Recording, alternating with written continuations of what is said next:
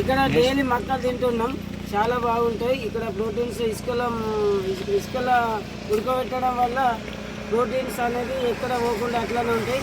ఇక్కడ చాలా బాగున్నాయి, డైలీ వచ్చి తింటున్నాం, చాలా టేస్టీగా ఉన్నాయి.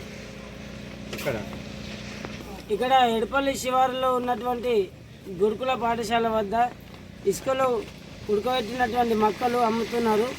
అమ్మం గ్రామవాసి అయిన అబ్బయ్య గారు గత 4-5 సంవత్సరాల నుంచి ఇసుకలో ఉడకబెట్టిన మక్కలు అమ్ముతున్నారు.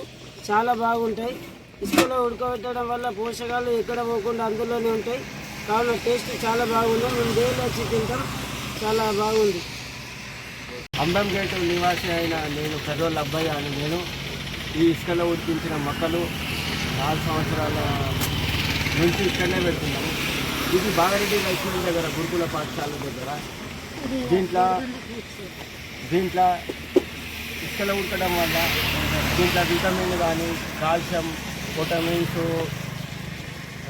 నశించవు, వాటర్లో వేస్తే నశిస్తావు. దీంట్లో ఎక్కడల్లో దీనికి మసాలా అనేది మిరియాలు, నల్లుప్పు, జీలకర్ర వేసి మంచిగా ఇస్తాము. దీని రేటు 25 రూపాయలు. మాకు ఒక రోజుకు ఒక 300-400 సెల్ అవుతున్నాయి, మంచిగా నడుస్తున్నాయి. ఇంకా ఇది సముద్రం ఇసుక ఆంధ్రలో ఒక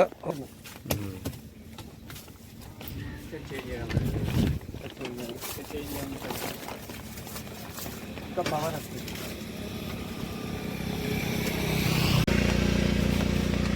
ఇక్కడ డైలీ మక్కలు తింటున్నాం, చాలా బాగుంటాయి. ఇక్కడ ప్రోటీన్స్ ఇసుకల ఉడకబెట్టడం వల్ల ప్రోటీన్స్ అనేది ఎక్కడ పోకుండా అట్లానే ఉంటాయి. ఇక్కడ చాలా బాగున్నాయి, డైలీ వచ్చి తింటున్నాం, చాలా టేస్టీగా ఉన్నాయి. ఇక్కడ ఎడపల్లి శివారులో ఉన్నటువంటి గురుకుల పాఠశాల వద్ద ఇసుకలో ఉడకబెట్టినటువంటి మక్కలు అమ్ముతున్నారు. అమ్మం గ్రామవాసి అయిన అబ్బయ్య గారు గత 4-5 సంవత్సరాల నుంచి ఇసుకలో ఉడకబెట్టిన మక్కలు అమ్ముతున్నారు. చాలా బాగుంటాయి. ఇసుకలో ఉడకబెట్టడం వల్ల పోషకాలు ఎక్కడ పోకుండా అందులోనే ఉంటాయి. కావున టేస్ట్ చాలా బాగుంది. మేము డైలీ వచ్చి తింటాం, చాలా బాగుంది.